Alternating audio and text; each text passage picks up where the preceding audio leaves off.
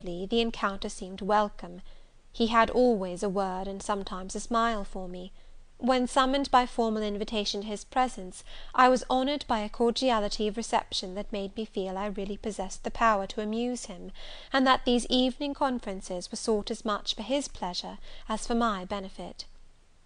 I, indeed, talked comparatively little, but I heard him talk with relish. It was his nature to be communicative. He liked to open to a mind unacquainted with the world glimpses of its scenes and ways. I do not mean its corrupt scenes and wicked ways, but such as derived their interest from the great scale on which they were acted, the strange novelty by which they were characterized.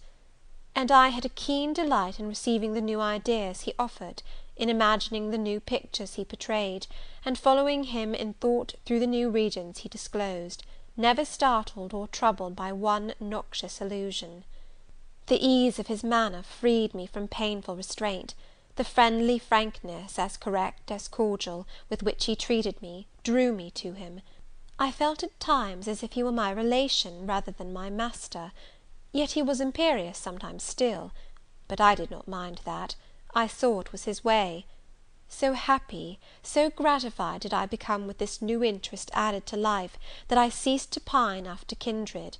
My thin crescent destiny seemed to enlarge, the blanks of existence were filled up, my bodily health improved, I gathered flesh and strength.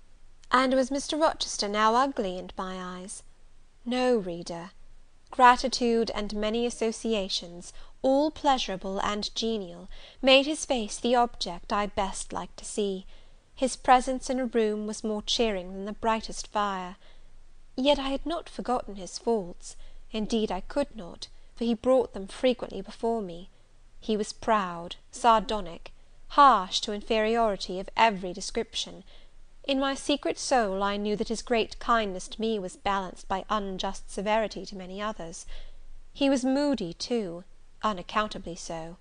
I more than once, when sent for to read to him, found him sitting in his library alone, with his head bent on his folded arms; and when he looked up, a morose, almost a malignant scowl blackened his features. But I believed that his moodiness, his harshness, and his former faults of morality, I say former, for now he seemed corrected of them, had their source in some cruel cross of fate. I believed he was naturally a man of better tendencies, higher principles, and purer taste than such as circumstances had developed, education instilled, or destiny encouraged.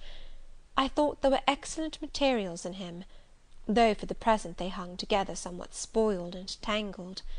I cannot deny that I grieved for his grief, whatever that was, and would have given much to assuage it.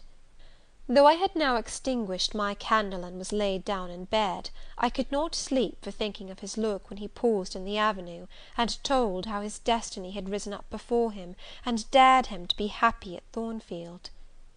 Why not? I asked myself. What alienates him from the house? Will he leave it again soon? Mrs. Fairfax said he seldom stayed here longer than a fortnight at a time, and he has now been resident 8 weeks. If he does go, the change will be doleful.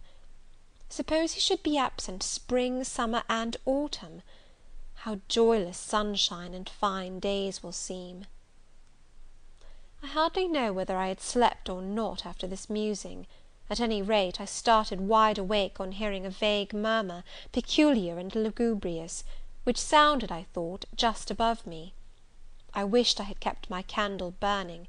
The night was drearily dark, my spirits were depressed. I rose and sat up in bed, listening. The sound was hushed.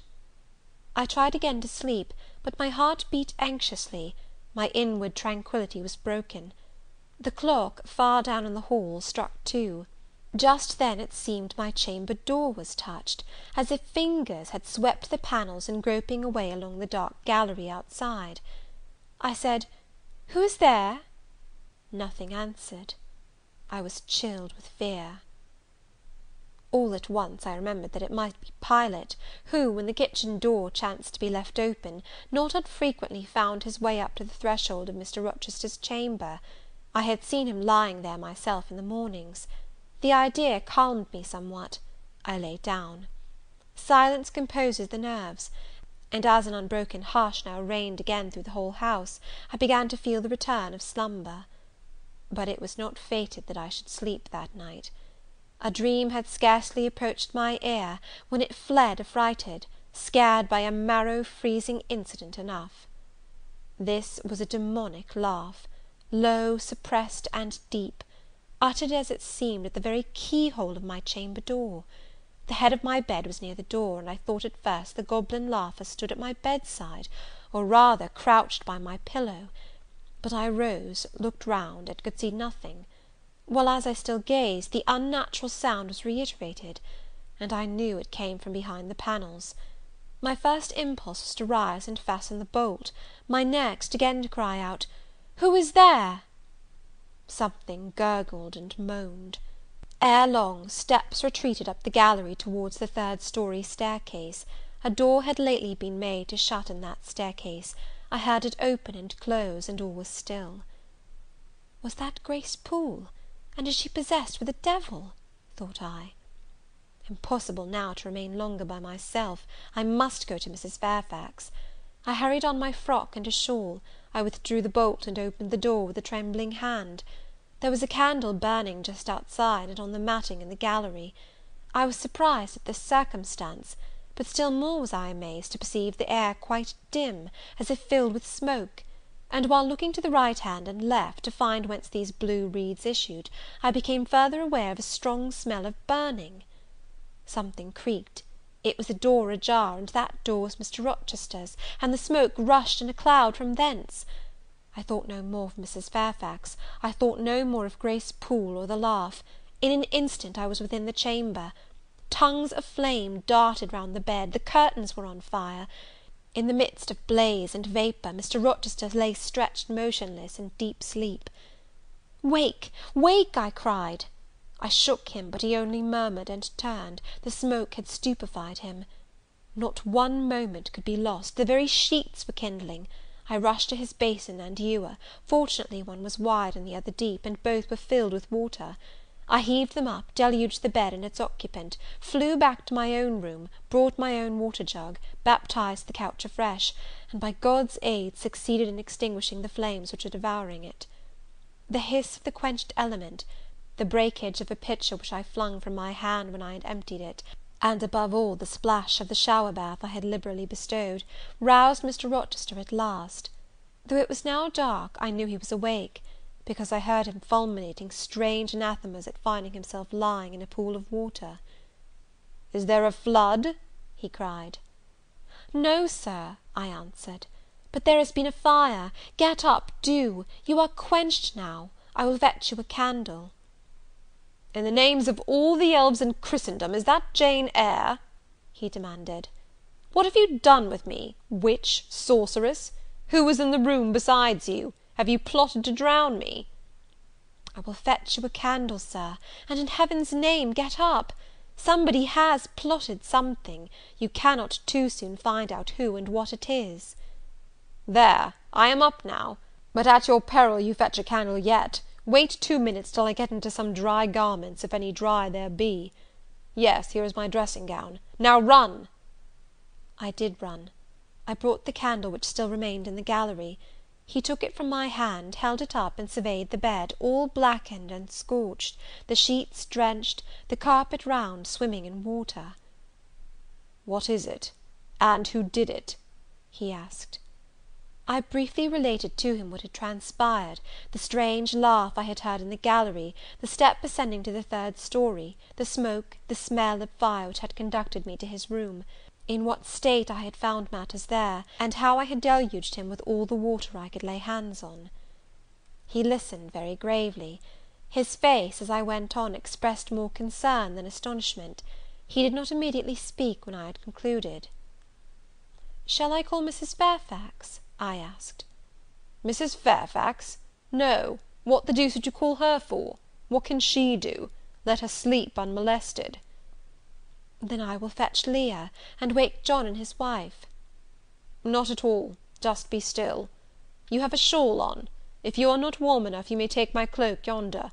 Wrap it about you, and sit down in the arm-chair. There, I will put it on. Now place your feet on the stool to keep them out of the wet.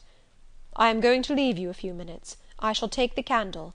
Remain where you are till I return. Be as still as a mouse. I must pay a visit to the second story. Don't move, remember, or call any one." He went. I watched the light withdraw.